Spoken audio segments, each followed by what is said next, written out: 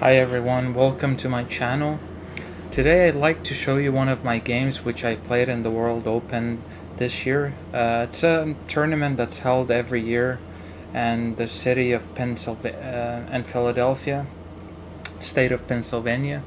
This was one of my game, which was the ninth round, the last round of the tournament. So I thought it was very interesting, and yeah, let's jump straight into the game. I'm playing. First of all, I'm playing under 2000 section, and my opponent's name is Sebastian Diester. He's about 1933 rated player, and at the moment I was 1886. So let's dive straight into the game.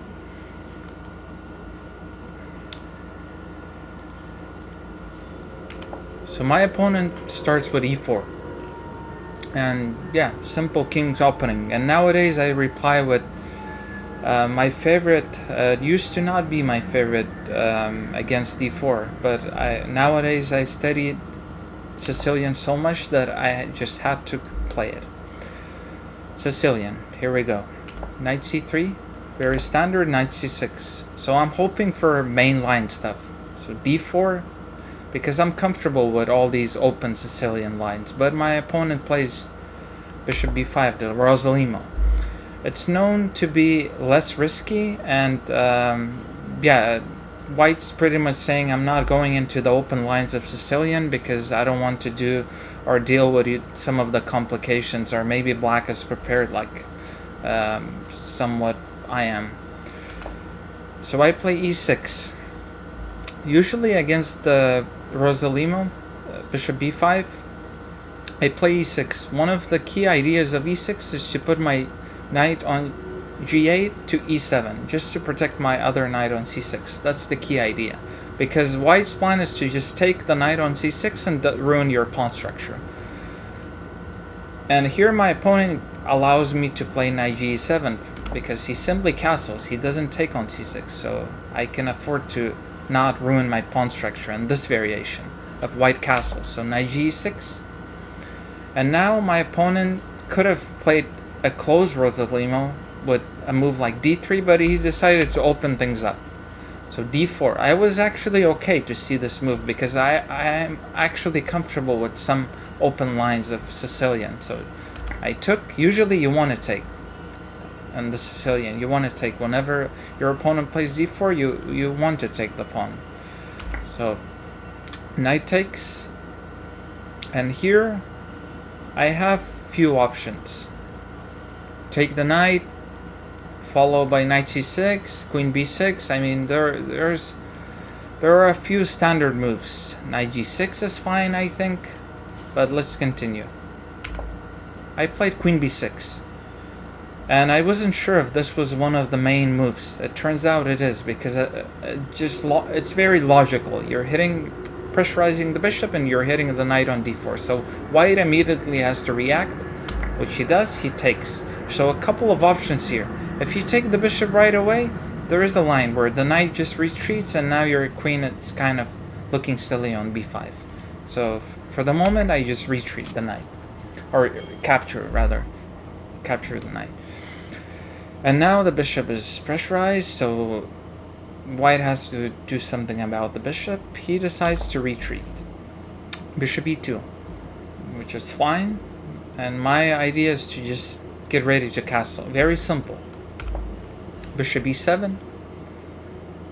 I thought it's a fine move. Bishop c5 is a bit more active, but my bishop, although I'm pressurizing f2, I'm not ready to take on f2, so White can maybe attack my bishop down the road. So I think bishop e7 is more logical than anything else. My opponent plays c4, so he's clamping down on d5. So it's going to be very hard for me to play this break d5. Usually in a lot of Sicilian lines which I play, accelerated and things like that, dragon or standard dragon, you usually want to play d5. But let's continue. I castled. My opponent played knight c3. So it's very easy for White to develop now, because After c4, he's clamping on d5. The bishops are easy to move. But let's continue. And now I'm a little bit cramped down because my position, my bishop on c8 is kind of stuck. It's just biting a couple of pawns. So my plan is to solve the problem of this bishop. One idea is to maybe move the queen and just fianchetto it on b7. So let's see if I'm able to do that. So first I play bishop f6. Why did I move? Well, why did I develop this bishop once? And a rule of chess is to never move a piece more than twice in the opening. Well, it's been about move 10, so I think we've already passed the phase of opening. So I think, provided the position is a bit closed, I can actually get away with a move like bishop f6, even though I'm moving a piece a couple of times, because now I'm actually threatening something. I'm threatening to take the knight and ruin white's structure. Although white's gonna gain a couple of the bishop pair, but at the same time I'm putting some questions on these pawns, because if I can double white's pawns, then they may become targets down the road. So my opponent in this position, he has a few choices, but he decides to play a more safe approach, I think. So knight a4 just attacks the queen.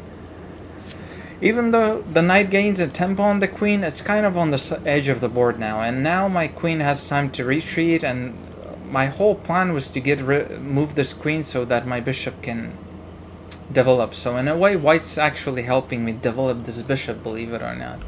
So queen c7, just what else? Because I don't think queen a5 is a great of a move, because these bishops are very strong. So my queen will just keep on getting attacked if I take it out too far. So queen c7, I thought was a very solid move, because you defend everything, these pawns, and you're ready to castle and not castle, but develop the bishop on c8. Bishop e3.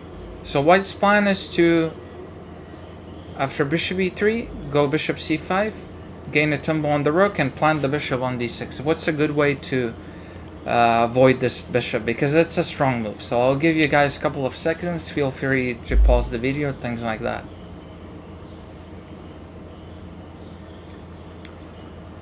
Yes, so if you said b6, oops, let's get into that moment. So bishop e3, b6, that's a good move. Another good move would be d6, but at the same time, I want to be maybe in some lines I can even throw d5. So I want to be flexible with this pawn. So I'm ready to play d6 for a couple of reasons. First of all, to make c5 harder to play for white. Whites can still play it, but it's not as bad, because if white plays c5 right away, I think I can take, bishop takes, bishop e7, right? So we're not allowing bishop d6 because it's a strong move.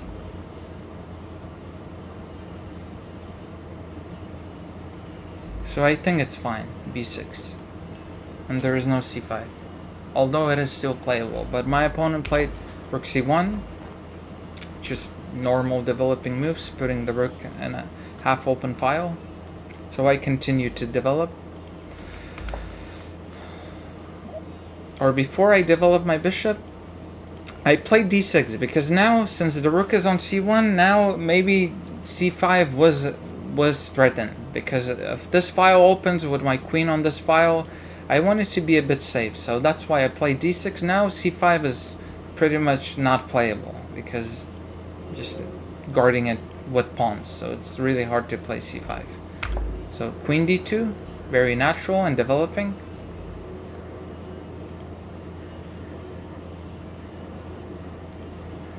And I continue with my development, bishop b7, right? So bishop b7. Now my opponent, since I made this a target, he's gonna try to win d6, so that's what he's planning. Rook fd1.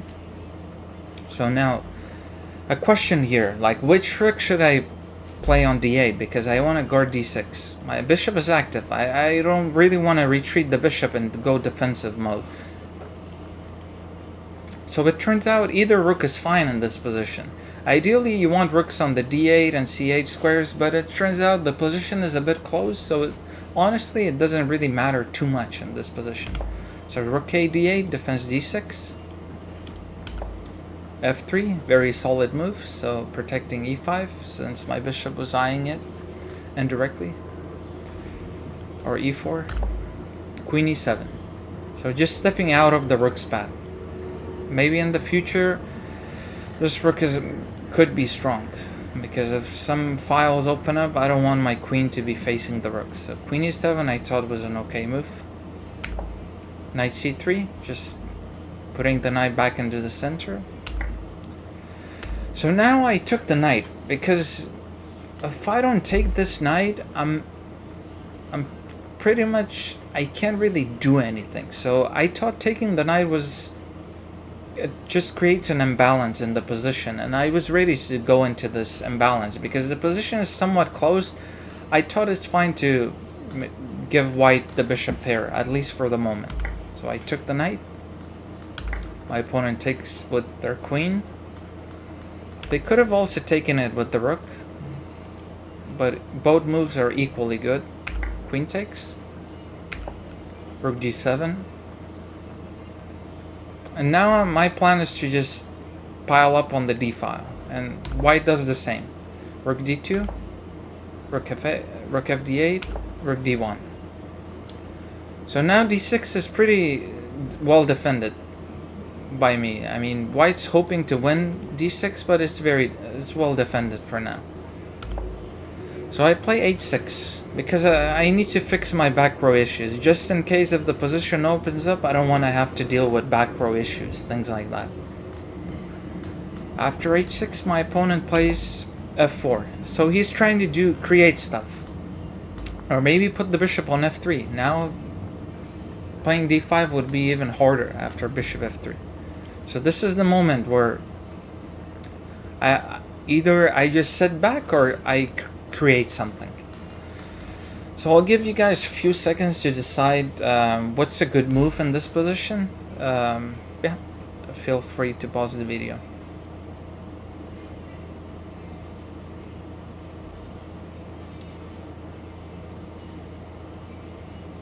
So if you guys said d5, excellent, because I think d5 works tactically. Although d5 is attacked 4 times and only defended, well, 1, 2, 3, it works tactically, because after all the pawn trades, my knight goes to b5, and now I'm on d5 4 times. So one variation could be like this: takes, takes, takes, knight g5, and now I'm hitting d5 way too many times, so I was ready to win d5. But my opponent, after taking on d5 once, and I took, instead of taking on d5, he played bishop g5, or bishop g4, attacking my rook. So, although this looks like a very logical move, maybe my rook has to move away, or do I have anything else? So I'll give you guys a few seconds to figure this out. What's a great move for black? Do I have to react to this attack on the rook, or can black do something else?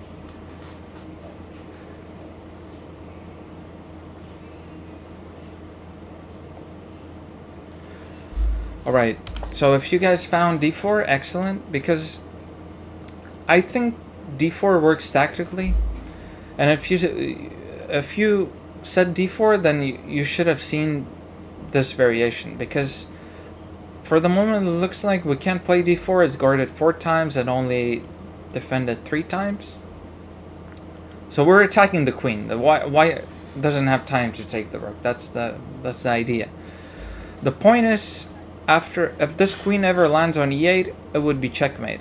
For as long as white's not defending not e8, e1.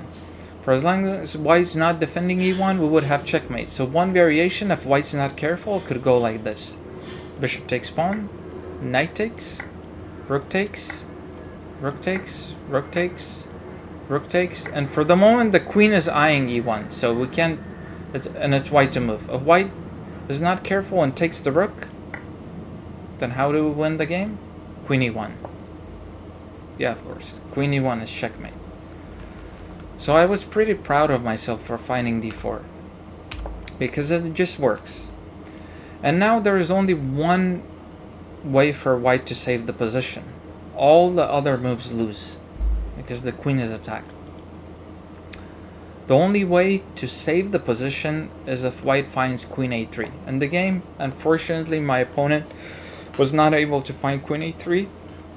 It works, because even after the queen trades, my rook is attacked. Well, this pawn is pinned, so I can't really take the bishop, otherwise I lose a rook. And if I move my rook, I think my opponent can just simply go back with the bishop. Yeah, bishop f2 is fine. This is very 0-0. But my opponent couldn't find bishop or queen a3. He played queen b3. And now, a question. Is it good to take the bishop? No, of course not. Because remember, our rook is pinned. So after queen takes, by the way, queen is eyeing e3. So don't forget. Queen takes, pawn takes, we just lose a rook. So this is not winning. So we're just down in exchange.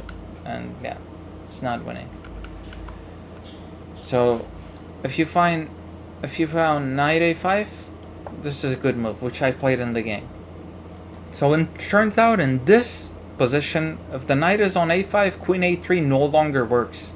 Why? Simply because we're eyeing c4, and taking the queen right away is not good. It's funny because this position leads to a draw after white takes. And if you take on c4, they take your rook. Or if they take your rook, you take their rook, and it doesn't matter how they recapture. Or I think even this move works. No. They can just recapture the pawn and the knight is hanging. So this is very 0-0. Leads to opposite color bishops, and there is not much black can do. So let's go back. But black doesn't have to take the queen. There is a clever move for black, and this is winning. So rook d6 is a nice way to continue the attack, because first of all you got out of the bishop's way. The bishop's hanging, and now you're threatening to take on c4. So a lot of things. If the rook takes, or let's look at a couple of variations. If the rook takes, knight takes c4 is nice, because you're attacking the queen, the bishop is attacked. Yeah, and if the queen moves, you can simply take the bishop. The queen has to keep eye of the bishop, because queen takes bishop comes with check. So that's the key point. For example, if you keep this pin on the rook, doesn't work. Queen b4 doesn't work because you take this with check. So that's the idea of knight c4. And also rook takes knight doesn't work because e1 is hanging, and it leads to mate in 3. So this is even more hilarious. Check, queen a5, and queen h2 is mate because the bishop is guarding f3. So let's look at a different line. By the way, if the queen takes rook, well, first of all, you can win this bishop with check and then pick up the queen.